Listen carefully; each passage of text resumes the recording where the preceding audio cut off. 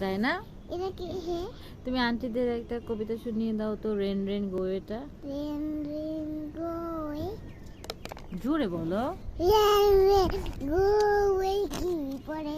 কামে কি সামনে কি? বলো।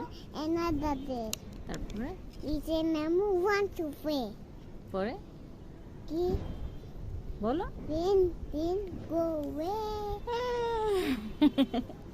এরকম থাইমা থাইমা বল লাগে না, একসাথে বলো।